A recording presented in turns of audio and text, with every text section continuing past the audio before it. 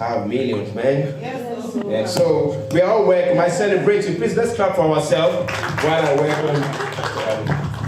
Thank you very much. Good morning, everyone. I think it's a privilege to actually be doing this. I'm not taking it for granted. I give God all the glory for the opportunity. I also want to say that our gathering here this morning is to the glory of God. I believe strongly in my spirit. When I was told that I'm going to be facilitating this session, I just believe that I'm going to be facilitating a session with people who are going to take over the land. Mm-hmm. I just believe very strongly in my spirit that at the end of this session, we are going to be one of the people that will take back all that, because when I got into this country, even before getting here, some Nigerians believe that the West have taken a lot of resources from Nigeria. And so I set a goal for myself then that I'm coming to mop up. I remember I used the word mop. I'm coming to mop the finance in UK and take back to Africa. And I believe that is what is going to happen with us also in the precious mighty. Because even this country, whether by design or by default or by whatever, has come to realize that they also now need to begin to go out offshore. The growth of this country is highly dependent on how much they're able to do outside the shores of this country. It's not how thick this country is, I want to use the word thick, how solid they are. It's not based on the activities that goes on within. Majorly, the driver of this economy is all the things that happens, outside of UK. For instance, the government services that is being sold to Nigeria alone is in the billions. Just by coming to Nigeria to give advice to states, when I checked, it's run into billions. Can you see? I was just looking at it yesterday. Let me just quickly show. Can we believe that Nigeria, one of the major exports of Nigeria to UK is crude oil. And one of the major exports from UK to Nigeria is refined oil. See how foolish that can be, for a country like ours. I'm so sorry to say that. Okay, because we can't. All right, so we can see that there's a whole lot to be done, actually. But again, I believe this morning that I'm going to be speaking to people who are just, migrated to UK. You are probably running a business in Nigeria previously, and for some of us, we closed down the business and we moved over here. Mm-hmm. And we are planning to actually start afresh here. Mm-hmm. Some of us, we still have our businesses in Nigeria, and we are here with the intent of probably relocating the business here or be doing it both ways. Some of us, we were not into business previously, but when we go to UK, we are having that notion that we can actually go into business, right?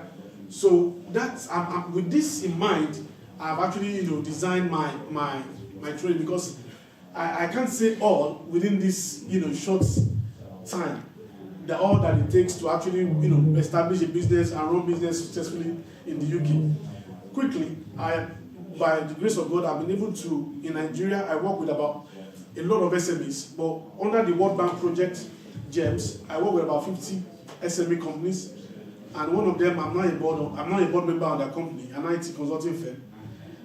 And I've worked with state governments. I've worked with Lagos State government on transformation project. I've worked with Oyo State government on transformation project. I've worked with federal government Nigeria on transformation project. Even in UK, I'm currently working with Cabinet Office transformation project. I work with about 5 councils. Right now, I'm working with Jaguar Land Rover through Tata Consultancy. I've worked on transformation projects across. All my years have been transformation projects. So it's about moving the business from one spot to where they should actually be. So I think you should be comfortable with myself, at least to some extent, having the right information to actually help us to progress. Again, I want to lay the foundation that for UK, what has become very important in terms of running a business in the UK, a very critical shift in the history of UK economy is Brexit. I'm sure you all agree with me. Yes. And that puts UK in a very vantage position. It is arguable, it is debatable. Some people believe that is a cause, Brexit is a cause to UK, but I'm one of those that believe that is actually, a blessing. And the blessing is not just to the UK, but particularly to Africans. More importantly, Nigeria. It depends on how we are seeing it. As a matter of fact, I'll be sharing a document with us. I don't know if I can manipulate my laptop to be showing some things. I don't know. I think I'm sharing my slide. I should be able to share I want to share my screen. There's a document I'll be sharing on the benefits of Brexit. When you go through that document, you will see all the opportunities as of today. As of this morning, UK has established trade deals with about 79 countries. Now, British beef can go to US, and that has not been happening within the last 20 years. What makes us think that we cannot be one of those that will be shipping it there? That is an opportunity for us. And I've been to online anyway about two trade conferences with China and with South Korea via UK trade, UK international trade through the UK export finance. There's what they call UK export finance. So if you have a business in the UK, you don't even need to bother yourself with how you are going to finance it. UK government says that if you have a business that can be exported, UK government will make sure they finance it to any amount. It must leave the shores of this country to the destination country, and they're going to support you with all the documentation. Those are fantastic opportunities, and when I sat in those meetings, it was amazing. The kind of opportunities that people can actually, the kind of businesses people can do in this country, both bringing things in and taking things out. There was a particular roundtable discussion, UK and Africa roundtable discussion. Buhari was there, everybody was there, Adewale and all that. It was online as well. And some finance company came out and they were talking about how the entrepreneurs they have been meeting, African entrepreneurs have been meeting, are not bringing juicy deals, solid deals. One guy was saying that the reason he's not funding, is not taking African entrepreneurs because their project outlay, capital outlay is too low.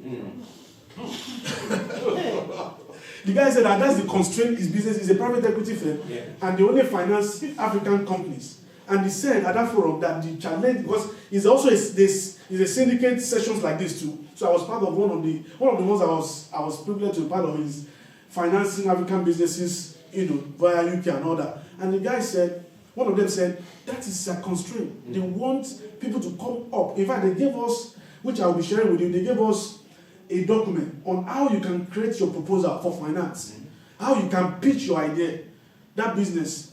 In fact, in the whole of Africa, the country that is attracting the largest investment from African funds now is Ghana. They're about to build a massive mall in Ghana. It's revolutionary. They're investing in biotechnology in Ghana, doing so many things, which I believe that we can all be part of. We can all be part of it.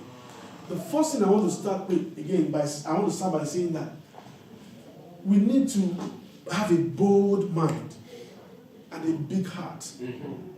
There are a lot of opportunities. It's not by accident that we found ourselves in the 5th largest economy in the world. In the whole wide world, UK is one of the countries that is attracting the highest volume of funds in technology. When it comes to technology investment, in fact, there's a particular place called Old Street. How many of us know Old Street in London? Old Street is almost becoming like the new Silicon Valley now. And that's where all the funds are going. How many of us know Audi? Oh, sorry, Asda. Asda, the guys that own Asda are two brothers, Indian brothers. And they started by owning one small shop in a filling station. And they built their wealth to the extent that they have now bought Asda from Walmart. They are now young guys, they are 41 years old. Asda, these are guys that they were nothing. They just made up their mind, brothers, and said, okay, guys, they had a very big vision of what they want to do. They want to take over the land, just like me. I remember somebody who, I was having a conversation with somebody in Nigeria when I was coming to UK, and the person was asking me some questions. Within 5 minutes, when I shared my vision with the guy was like, man, I'm just happy talking to you. Because I told him what I'm coming to do. And immediately I got to UK, I registered my company straight. And I told myself, I'm never going to work except via contract. And I've always been doing that. I've always been doing contract. And the kind of things I say, even the places I work, they are like, are you all right? Are you all right? You know, but let's not even digress. I'm just trying to, whet our appetite. Yeah. What I needed to share with you this morning are just the fundamentals. When you want to start a business in the UK, what are the things do you need to, what are those things you need to do first? Starting your business, what's the framework to even legalizing this business? I'm going to share a document with you from one of the leading law firms in UK and arguably in the world. And that, when I went through that document, I think is something you need to go through yourself and see, because there's a difference between doing business in the UK and doing business with UK. Mm-hmm. So for some of us who already have businesses in Nigeria and you want to move over here and still run Nigeria, you are doing business with the UK. And there are ways you can do that. You can there are a lot of opportunities for franchising. There are a lot of arrangements by which you don't need to close. I used to say to people, you don't need to close down your business in Nigeria. You can have that business in Nigeria and still run even in the UK. And what does that do for you? What it does is that it helps you to be able to access funds easily. Now, when I started my IT firm here, Technology Options Limited, I immediately started another one in Nigeria called Triostone. So I made this Technology Options the major shareholder in Triostone in Nigeria. And why did I do that? I want to be able to use my Technology Options to access funds here. And because UK is very much interested in global Britain, internationalization, so I'm now going to be investing those funds in Triostone in Nigeria as a software development company in Nigeria. That's the framework, that's the roadmap. And that can actually be adapted by anyone. That could also be your own internationalization strategy. You get what I'm saying? But let's come back to Brexit. Brexit, like I said earlier, has provided us with an opportunity to actually do business. It makes UK one of the most favorable places in Europe to actually run or do business. Brexit opened up the environment for a lot of entrepreneurs. And recently you must have been hearing about this growth plan by Liz Truss. They have been talking about this growth plan that Quarten just released about 2 weeks ago. Now, one of the key things in that growth plan, which I'll be sharing with you later on, is that you cannot have growth. I'm sure I'm speaking to some economists here. You cannot have growth where there are no entrepreneurs, where there are no people that will create the business. And they have that in mind, and so they are favoring they have a whole lot of schemes that favor a lot of people. As a matter of fact, I started accessing loan immediately I registered my company in the UK. How many of us know British Business Bank? Yeah, as an entrepreneur, these are companies you should know. These are banks you should know. Because they finance even seed capital. They give you seed capital. All you need to do is just give them a very brilliant idea with a business plan. And they even have a template on how you can write the business plan. And you will access funds. Cool. It doesn't even take a lot of effort to access funds. In so much as your business plan is genuine and your idea is fantastic. It's very real. So, that's the question. What does a post-Brexit UK economy mean for entrepreneurs? What it simply means is opportunities. Before Brexit happened, I was having a conversation with some people, and I said to them, at the end of Brexit, there will be so much opportunity. Look at a lot of things that is being imported from Europe. Do you know that other economies are beginning to produce those things now? Recently, UK government started looking towards Kenya to get nurses. Mm-hmm. Do you know what that does for the economy? Recently, UK government decided that they want to start, shipping. No, let me not use that word. They want to start, flying migrants or people who came here for asylum who needed to go back to their country. They want to be taking them to Rwanda. Do you know what that means for Rwandan economy? So it's opening up opportunities for a whole lot of people. IT services. Do you know what it means for Nigeria? So if, for instance, you have an IT firm in Nigeria, if I have an IT firm in Nigeria and I'm having to move over to the UK, I can't even look for a job. Because there are a lot of IT firms here who are also looking for collaboration abroad. Yeah. The bulk of UK companies are SMEs. Over 80 UK companies are SMEs. And this, right now, there's a pressure on them to actually go global. And one of the ways, one of the strategy is to actually to go into partnership or some sort of franchise with international companies. You have the market intelligence. You know the Nigeria environment. They don't know. So they want someone to collaborate with them. I'm having a discussion with the company now. That was the first company I had a contract with in the UK. It's called Symphony. How many of us have heard about that company, Symphony? I'm sure they must have called you for customer care work and all that. That was the first company I worked with. And right now, I'm discussing with them to actually take that company to Nigeria. Luckily for me, the guy, if I was the reason they got me into the business, the guy, the CEO, when I had series of interviews, I was speaking with the CEO, the last person, team. And when I spoke with him, he's quite a Nigerian, and he said, he has worked in Nigeria before, and that Nigeria is a very lovely country. I just leveraged that. I said, do you have an expansion plan for Africa? He said, no, they are not thinking about that. I said, do you have a... No, I will send them something they should look at. So I just sent something like a growth plan, why they should go to Africa. I just went online, got some information about African environment, population, statistics, telecom industry, the opportunities there. I used to use one company to do my research, Fitch. I don't know if anyone of us knows Fitch. Yeah. Fitch gives me a whole lot of research report and things, and I just got some data in there, put it on in a proposal, and I send it back to them. And right now, their board is considering that kind of partnership. And I will be taking them, so when I'm taking them abroad to Nigeria, I'll be using my trial store in Nigeria, and I'll also be using my technology options to facilitate funds here. And in the Nigerian market, I know it's going to be a blow. Because that is where the market is. It's over 200 million, population. And they're not even anywhere in Africa. And making Nigeria their stop point automatically means that they have a footprint in Africa. So there are loads and loads of opportunities that post-Brexit UK, provides us.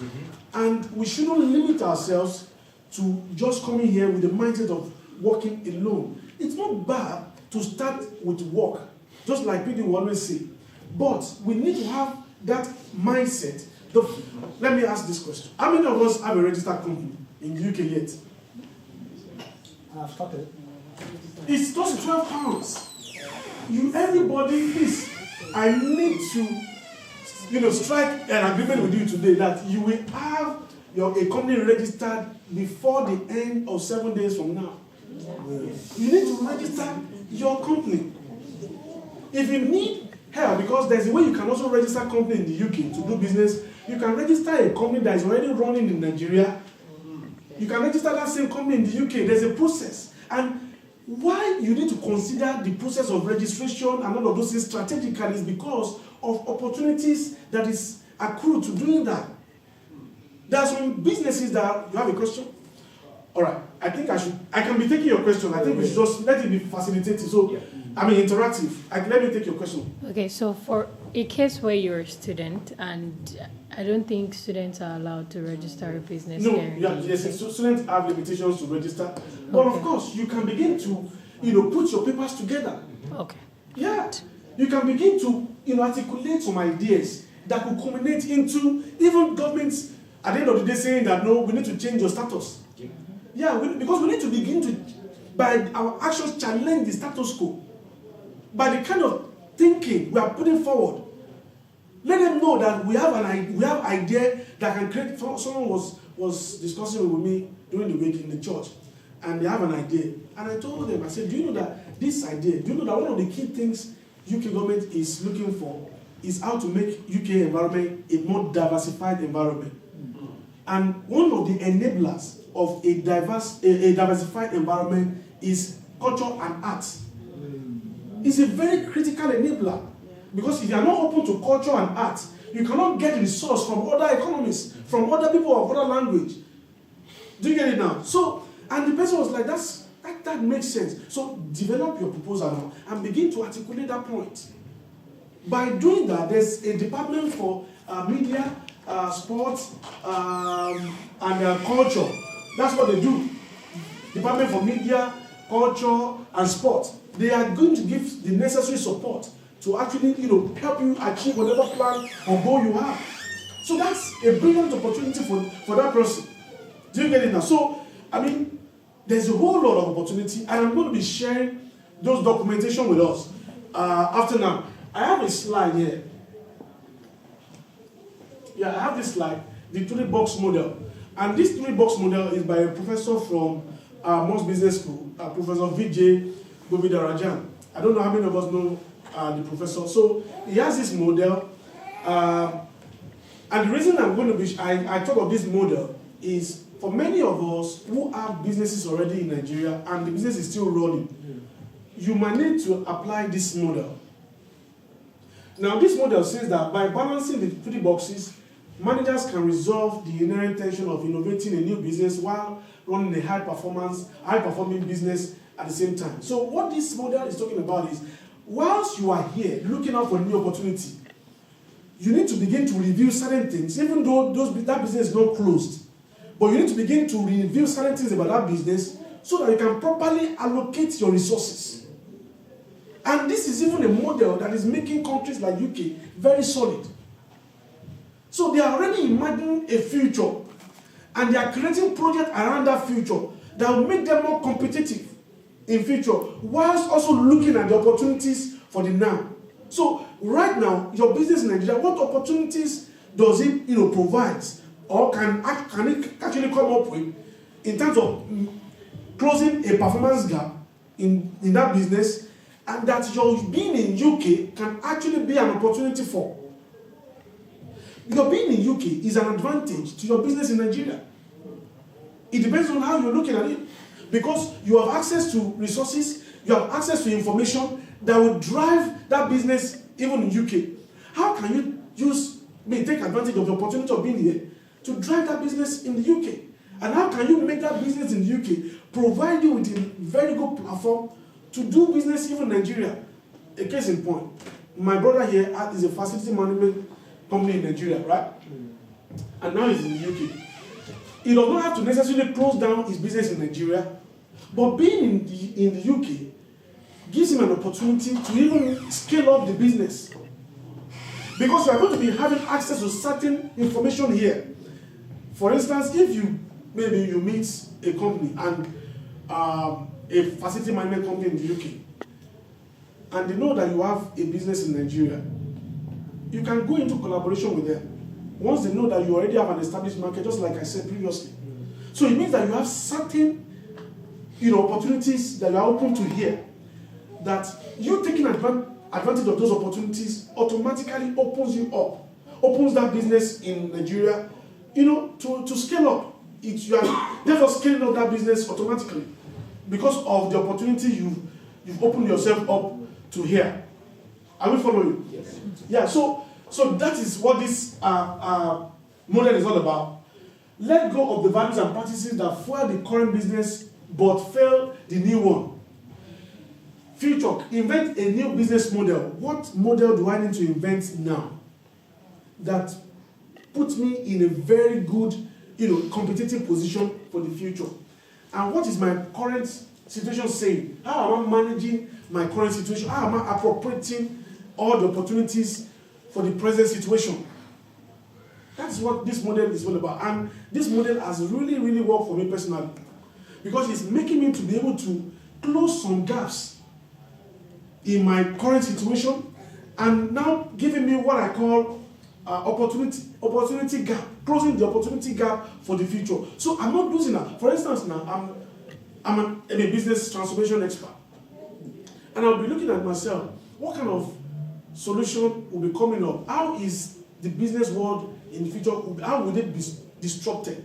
How positioned am I for those business in the future? What kind of certifications do I need to get? What kind of information do I need to have so that I'm relevant within the next 10 years? And I'm also not losing sight of my current situation. I'm also making sure that any gap that could exist that will make me not be able to take advantage of present opportunities, I'm finding a way to close them up. That is what this is. I always use it, apply it to myself. So I'm relevant consistently. I'm relevant to the future. I'm already imagining what the future looks like, and I'm positioning myself to take advantage of it. And that applies also to businesses. Don't forget, we have a deal. We must register our business, particularly those of us that are not students. We must register. I think master students are allowed to register business, right?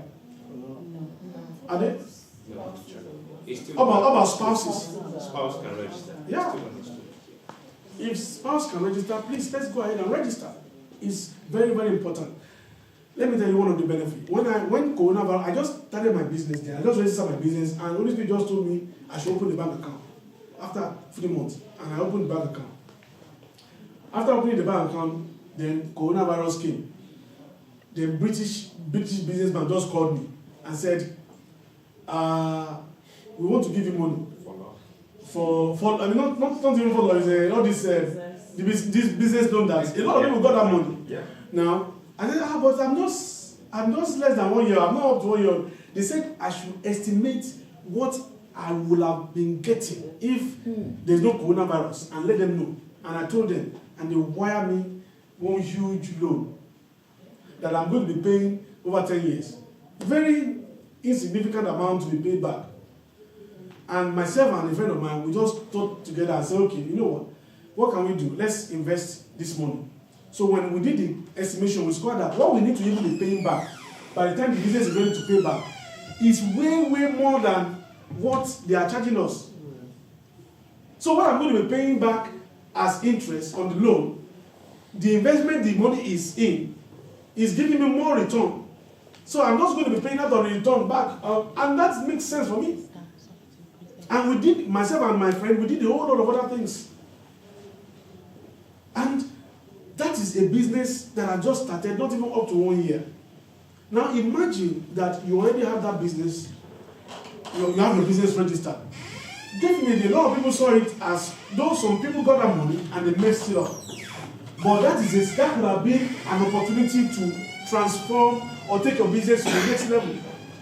Because down the line, they are still going to call it to show in your statement how you have been able to run that business, how you have managed the money, and what opportunities you can actually benefit or enjoy subsequently or in future.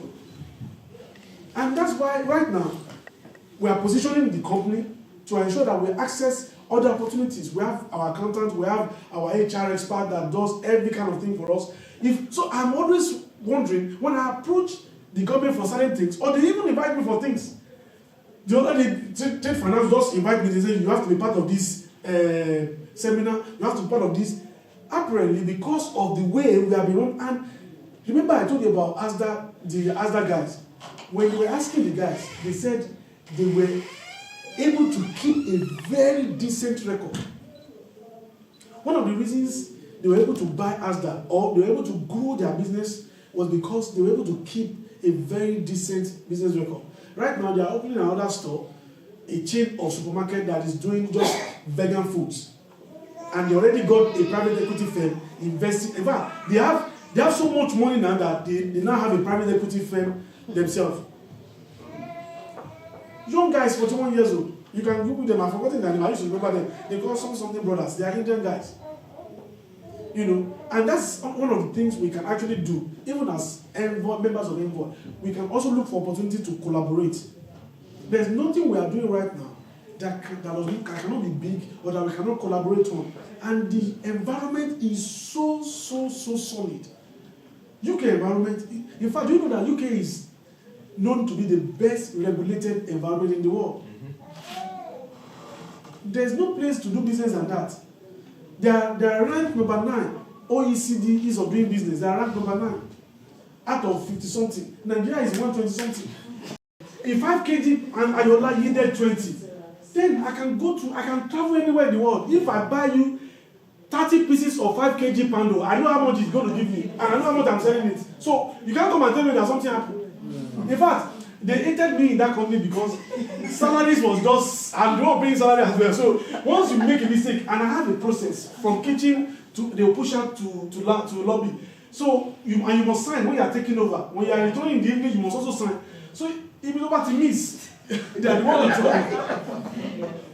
to So coming here has made me understand that there has to be a system for it to work. Now my question is, you said something, you said there's a difference between registering your business to run in the UK and registering your business to run from Nigeria to the UK. Yeah. So now if I want to register, my business was registered in Nigeria, so if Yeah. I want to register in the UK now, your advice, what is your advice going to be to register the business to run in the UK? Or is there a way to do both? I will advise you do both. You know why? Because you already have history. You see, that history, you need, a lot of people believe that UK is a global system now, it's a global economy. You understand? So I don't want you to separate what you have been doing in Nigeria from the UK, because there is opportunity for what you are doing in Nigeria here as well. So if I were you, I will register just the same way I run in Nigeria, I will register here. KPMG in Nigeria is not different from KPMG. It's KPMG everywhere.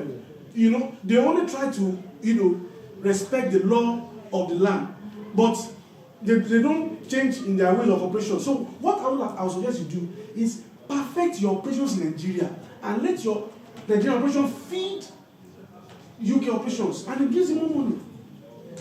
It gives you more money. Just standardize your process. I also know a little bit about print.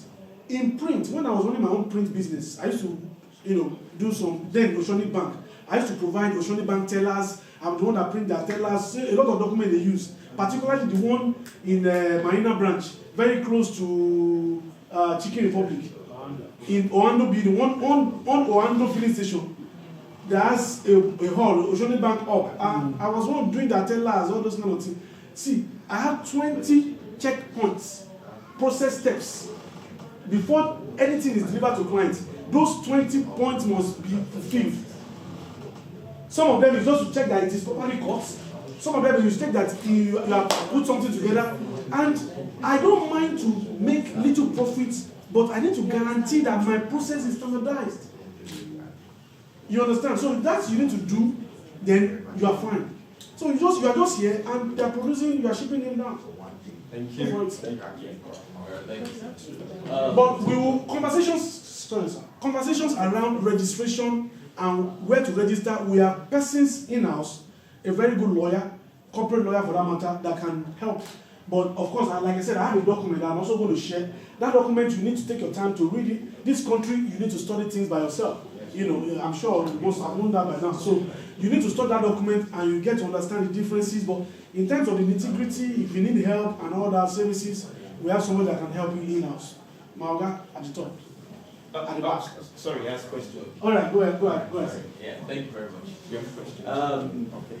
You answered one of the questions I wanted to ask, the steps and what we need to know or do to be able to open. You said there's somebody in-house that can help with that. Secondly, you've been mentioning you share the document. I'm wondering how you're going to share it. Yeah, so we're going to create a WhatsApp group from this. Do we have, please, let us all create a group and let that group conversation be going on. Yeah, I will be sharing those information there. Sometimes when I'm going for all those trainings, maybe train UX export, there are a lot of trainings. I'm going to be inviting you guys to, if you can join. Some of them are free, some of them you need to pay. It's very, very critical. So when you join those trainings, you also see for yourself opportunity. Someone like me now, when I went on those platforms, I discovered that I can even be exporting to Taiwan, to the Coast Korea. In fact, the opportunity is huge. Okay. And the last question, where does passion come in to start up a business? Well, that is a question that is personal to everybody. In terms of passion, because of course, passion is like a fuel that keeps you going. If you don't have passion, you might not really, passion is the one that wakes you up in the morning.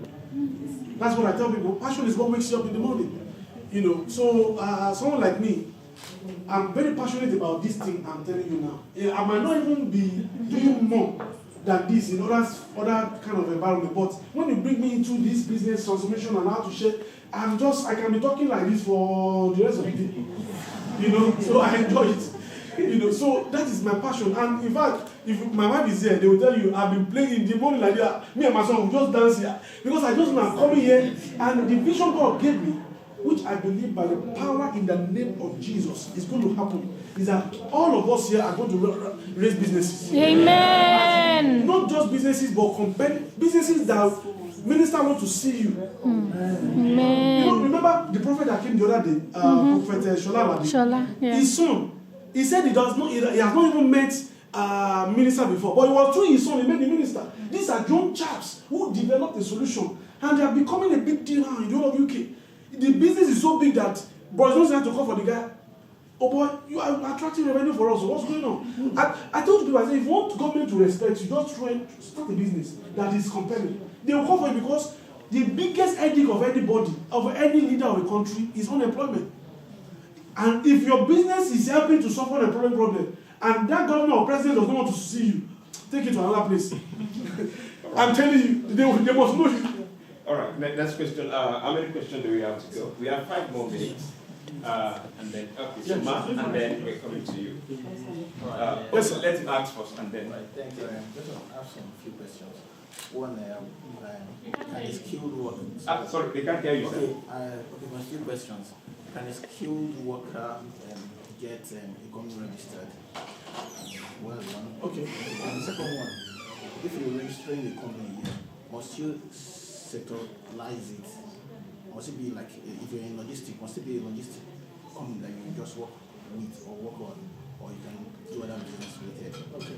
Then, can it be, if someone who is on a skill visa, if a skill visa person can register a company, if the person is running the company properly and generating revenue for the government and all that, can the person switch their visa to something more aligned to the business he or she has created? Well, firstly, from the rare, it depends on the kind of skill visa, if it allows you to run.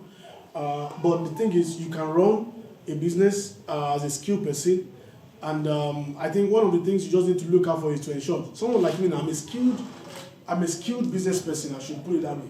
Because I use my company, I work with my skill, but I'm doing it via my company. You understand? So that answers the first one.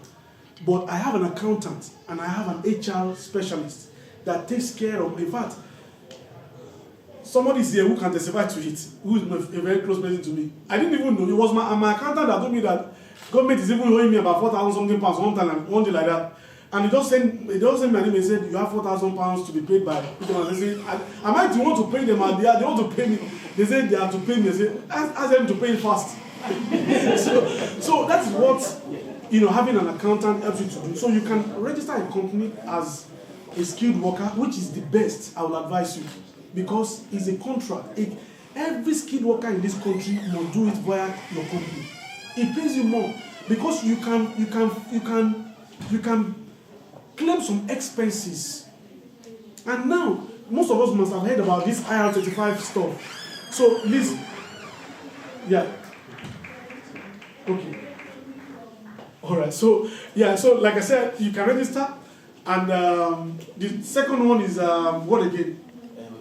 I said if you yeah, so when you go online to register, if you can do it yourself, you'll see that they have even broken it down. So you can't even register, that lot. And I think Nigeria has also copied that now. So they streamline what you, so if you are a minor, they've streamlined what you can do to that, and that's a number.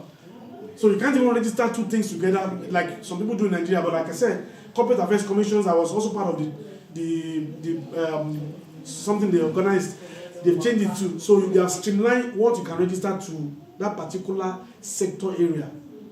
So if you are into IT, you just go straight to IT, and it has a number. That's what they recognize. You can now compile two together. But I always advise people to streamline. This country, everything is streamlined. If you see a plumber, in fact, there's a plumber, but not just a plumber, but a plumber to hospitality industry. A plumber to, like me now, I'm an IT person, but I work more in CRM. Most of the solutions I've deployed are CRM-based solutions. I'm a user experience transformation person.